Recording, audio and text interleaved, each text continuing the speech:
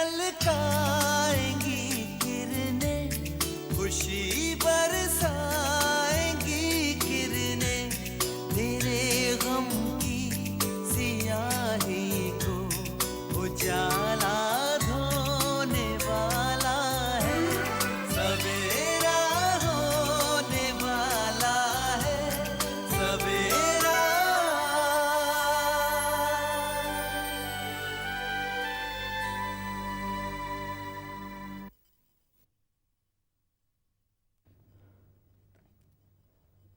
और कितनी देर इंतजार करना होगा मुझे?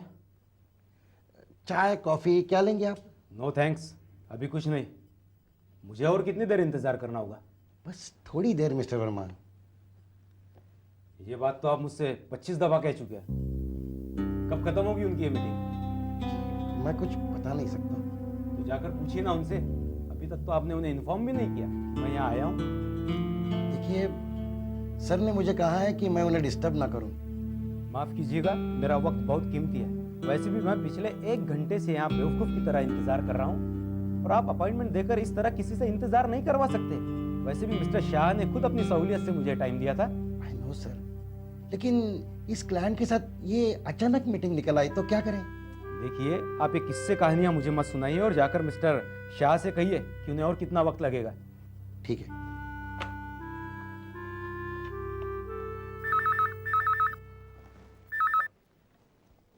हाँ बोलो। हाँ हेलो सर, यहाँ मिस्टर वर्मा आए हुए हैं। उन्हें आपने अपॉइंटमेंट दी थी, पिछले 1 घंटे से यहाँ इंतजार कर रहे हैं। उनसे कह दो मैं उनसे आज नहीं मिल सकता। और कहा था ना तुम्हें मुझे डिस्टर्ब मत करना। मगर सर, देखो, आज की सारी अपॉइंटमेंट्स कैंसिल कर दो। मैं किसी से नहीं मिलना चाहता। Is that clear? Yes sir. I am sorry mister Verma, sir आज आपसे नहीं मिल पाएंगे। अरे आप लोग खुद को समझते क्या भाई? बड़ा अजीब मजाक है। देखिए मिस्टर वर्मा, आप कल आ जाइएगा। रहने दीजिए, मुझे उनकी कोई जरूरत नहीं। कह देना मिस्टर शाह से।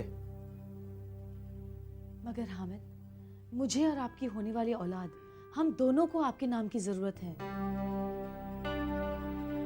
देखो शगुफ्ता, मैं तुम्हारे लिए और अपनी होने वाली औलाद के लिए अपनी जिम्मेदारियों से मुकर नहीं रहा हूं, और ना ही कभी मुकरूंगा।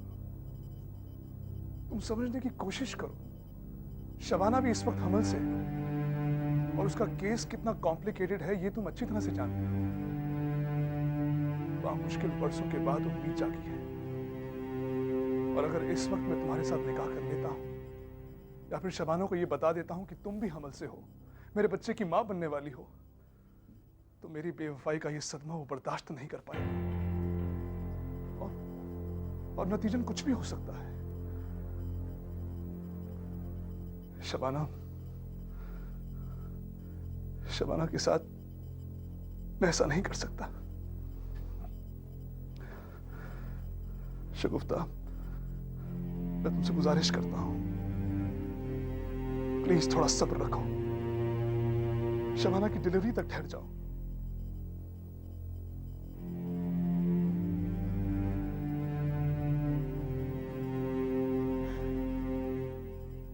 मेरा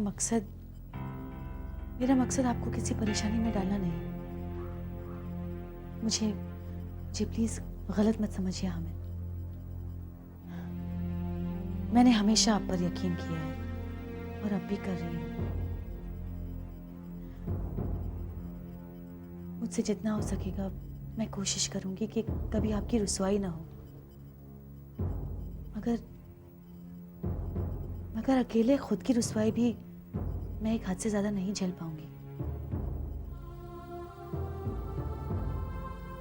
खुदा हाफिज।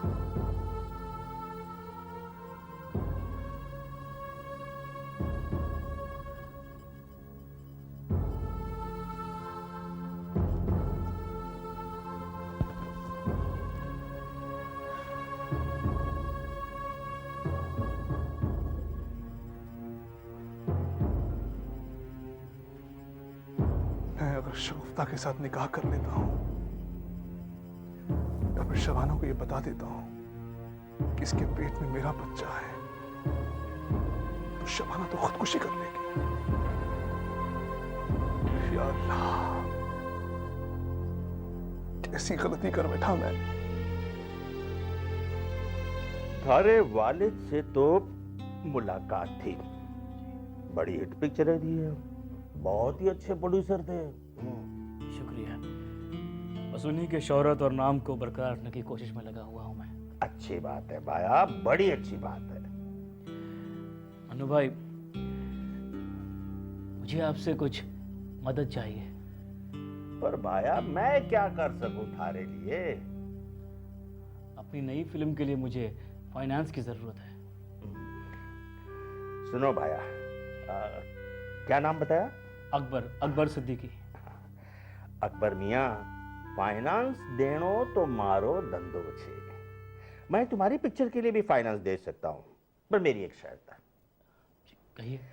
प्रपोजल स्ट्रांग होना चाहिए। प्रपोजल में जितना दम होगा उतना माल मैं दूंगा।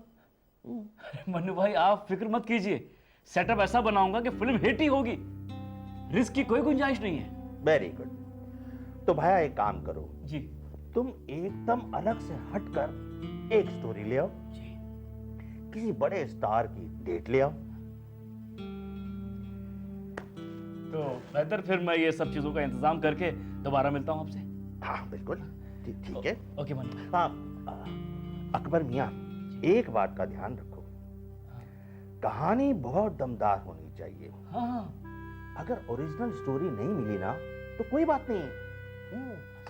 अरे हॉलीवुड या साउथ की कोई हिट फिल्म होवे, बेस्ट है। जी बेस्ट है।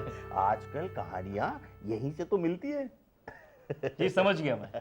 एक बार और समझ लो, इंडस्ट्री के राइटरों के पीछे मत भागो। अच्छा। देखो अकबर मियाँ, हॉलीवुड या साउथ की हिट पिक्चरों को डीवीडी पर देखो, जो पिक्चर पसंद आए उसे सेलेक्ट कर लो जी। और किसी राइटर को बुला के उस पिक्चर का डीवीडी दे दो। जी। अरे सभी राइटर ऐसा करते हैं, कोई अपने दिमाग से नहीं लिखता। जी मैं समझ गया मन्नू भाई, तो मैं चलूं फिर? एक बात और, मुझे फोन कर देना अगर तुम्हें लगता है कि मैं तुम्हारे साथ चलूं तो मैं भी चलूंगा, पिक्चर देख लेंगे। अरे डीवीडी है ना मैं अपने घर में। अच्छा। समझे ना? समझ गया, मैं समझ गया। तो फिर मैं चलता हूँ, इजाजत। हाँ ठीक है। खुदा हाफिज। Okay okay. छोरे में बहुत फायर है, लगाऊंगा, पीछे लगाऊंगा मैं इस पर।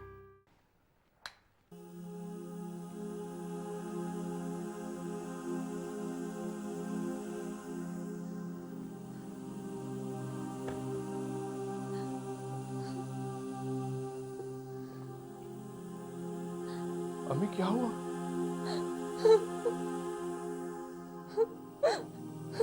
क्या हुआ अम्मी? आप इस तरह रो क्यों रही हैं? और ये सब सामान? मैं जा रही हूँ। कहाँ जा रही हैं आप? रात किसी रिश्तेदार के यहाँ गुजार कर सुबह की ट्रेन से लखनऊ चली जाऊंगी। कैसी बातें कर रही हैं अम्मी? फिर मरते दम तक इस घर की दहलीज पर कदम नहीं रखूंगी। अम्मी बस मुझे रोकने की कोशिश मत करना बेटा, शायद मेरी तकदीर में तन्हा रहना ही लिखा था। मैं तो बस तुझे खुश देखना चाहती हूँ। मैं तुझ पर और शबाना पर अपना हक समझकर यहाँ आई थी और चाहती थी कि मरने से पहले बस एक बार पोते की सूरत देख सकूं, मगर शायद अल्लाह को ये मंजूर नहीं। आखिर माजरा क्या है, बताइए तो सही। शबाना ने जो जख्म उसने मुझे दिए वो मरते दम तक नहीं भर सकते।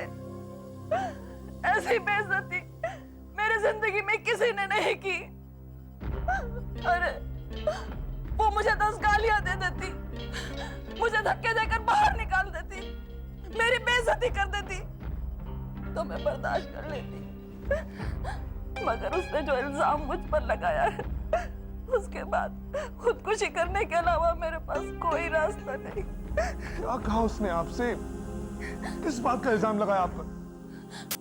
बस रहने दे बेटा, मैं ये बात अपनी जबान पर नहीं लाना चाहती। शायद मेरी तकदीर में यही सब लिखा है। जो तकदीर में लिखा है वो तो होकर ही रहे। प्लीज, मैं जानना चाहता हूं आखिर ऐसा क्या कहा शबाना ने जो आप इतनी दुखी हो गई? कायदे से तो मुझे एक पल भी यहाँ नहीं रुकना चाहिए, पर तुझसे मिलकर जाना चाहती थी, इसलिए रुक गई। वो कहती है कि मैं नहीं चाहती कि वो बच्चा पैदा करे। मैं उसके पेट में पल रहे बच्चे को मार डालना चाहती हूँ। मैं इतनी जालिम हूँ कि मैंने उसकी डॉक्टर को रिश्वत देकर उसका बच्चा गिरवाने की कोशिश की।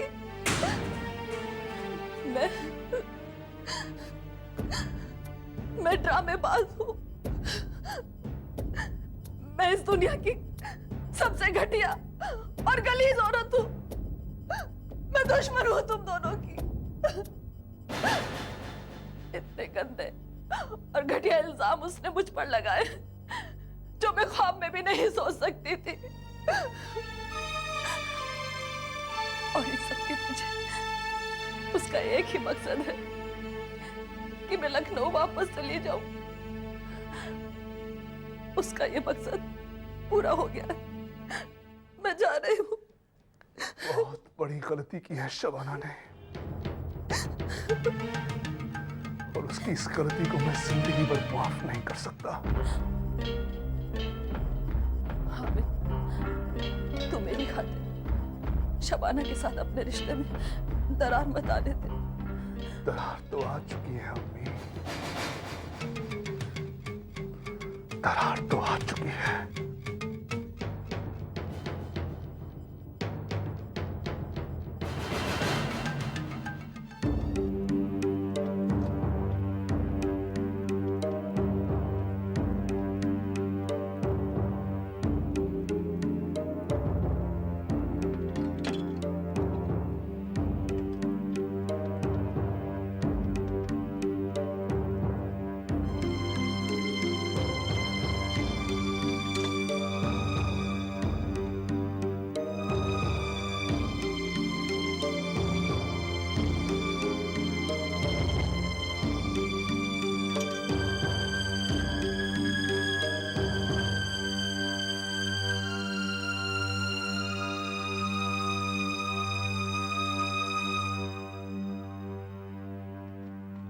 मोहतरमा, आप मुझे गलत ना समझें।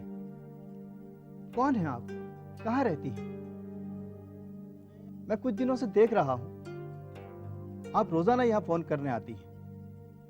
एक ही नंबर पर बार बार डायल करती हैं, पर आज तक आपकी बात नहीं हो पाई। मैंने आज तक आपकी सूरत नहीं देखी, ना ही आपकी आवाज सुनी है। मगर मुझे लगता है आप बहुत परेशान हैं। मैं सुबह से रात तक यहाँ खाली बैठा रहता हूँ। अगर आपको सामने वाले को मैसेज देना हो तो मैं आपका नाम से उसको मैसेज दे दूंगा, यही नंबर को बार बार डायल करने के बाद। मुझे लगता है कि यह भी एक इत्तेफाक है कि आपने जब जब उसको फोन लगाया वो शख्स घर पर मौजूद नहीं था।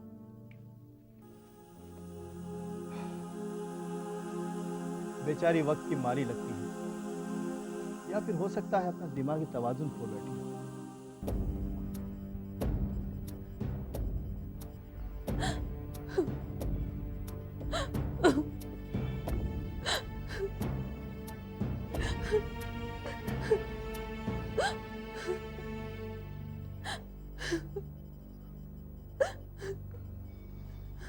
शबाना, शबाना!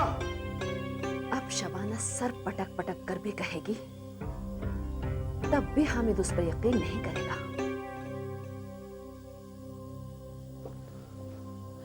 अम्मी, शबाना कहाँ है?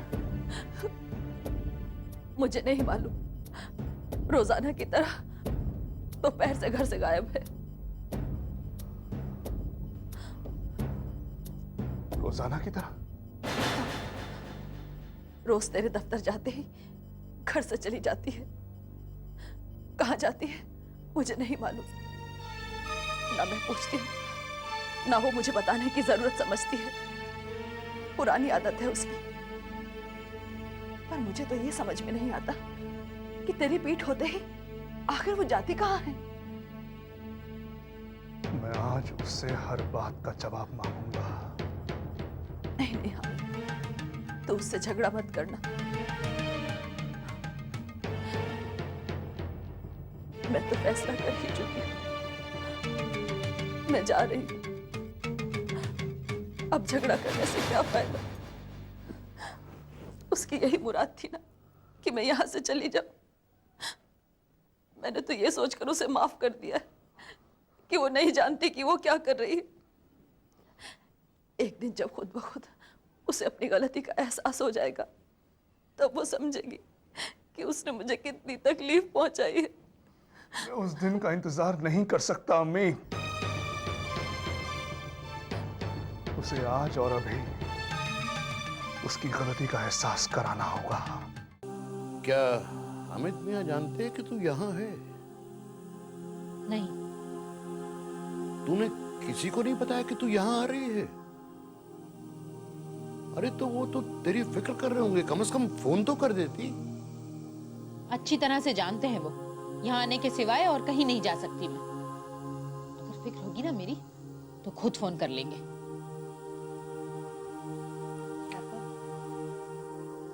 अगर आपने पहले ही जीजू को ये बातें बता दी होती तो क्या होता? हामिद मेरी बात पर यकीन कर लेते क्या? अम्मी से सवाल करते क्यों वो इतनी वाहियात हरकतें करने पर उतारू है? कुछ हासिल नहीं होता, उन्हें बताकर भी कुछ हासिल नहीं होता। मगर तू ये भी अच्छी तरह जानती कि तेरे बारे में क्या क्या बातें करेंगे, क्या क्या कहानियां बनाएंगे। मुझे कोई परवाह नहीं, उनके जो जी में आए सो करें। मेरे लिए इससे बढ़कर मजबूरी और क्या हो सकती है कि वो इतनी बुरी है, इसके बावजूद उनके खिलाफ एक भी लफ्ज कहना जुर्म है हामिद की नजरों में। कितनी बेरहम और जालिम औरत को अपने सर पर बैठा कर रखना पड़ता है मुझे, महज इसलिए कि वो मेरे शौहर की अम्मी है और मेरा शौहर उनकी इबादत करता है। क्यों हामिद को उन पर इस कदर यकीन है कि उनके सामने उन्हें अपनी बीवी झूठी लगती है? कब उठेगा उनकी नजरों पर से ये पर्दा? देखो बेटे, हामिद मियां की ये कमजोरी या अपनी अम्मी पे इतना यकीन, ये कोई हैरत अंगेज या अनयूजुअल बात नहीं है। हर औलाद का फर्ज होता है कि वो अपनी अम्मी पे यकीन करे, भरोसा करे। और हर समझदार बेटे का यह भी फर्ज होता है कि वो अपनी अम्मी को अपनी बीवी से आगे रखे। अगर अम्मी और बीवी के बीच में तकरार हो जाए तो भले उसमें उसकी अम्मी कसूरवार क्यों ना हो, वो उसकी इज्जत बचाने के लिए अपनी बीवी को ही फटकारेगा, उसे ही गलत साबित करेगा। हामिद अपनी जगह सही है, उसकी कोई गलती नहीं है। गलती है तो हामिद की अम्मी की है, क्योंकि इस दुनिया में औलाद के लिए माँ दुनिया की सबसे बेहतरीन औरत है। यह उस माँ की कमजोरी है कि वो अपनी औलाद के यकीन को गलत साबित करना चाहती है।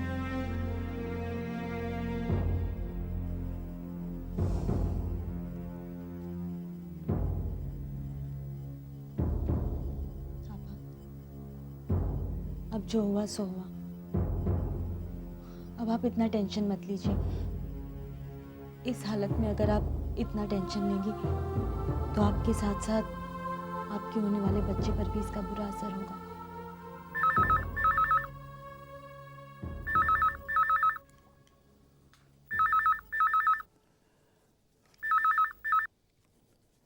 हेलो, शबाना कहाँ है? कौन? हामिद मियां? शबाना कहाँ है? जी वो दोपहर से यही है। हेलो हेलो,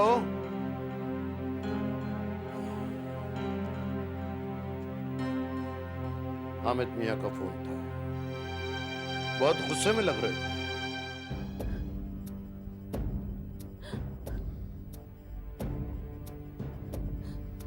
आपको खुदा का वास्ता है अम्मी, मेरी कसम है आपको, आप कहीं नहीं जाएंगे।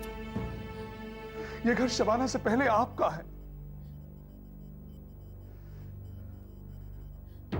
जहन से लखनऊ वापस जाने का ख्याल निकाल दीजिए।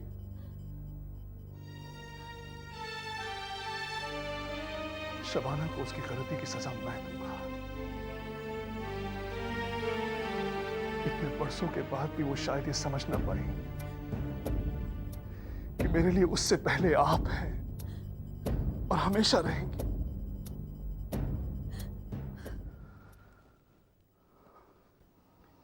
वो अपने अब्बू के घर में है, मैं उसे समझा कर आता हूं। और अगर उसे आपके यहां रहने से तकलीफ है तो वो अपनी बाकी की जिंदगी खुशी से मायके में गुजार सकती है। मैं जल्दी लौटूंगा अम्मी।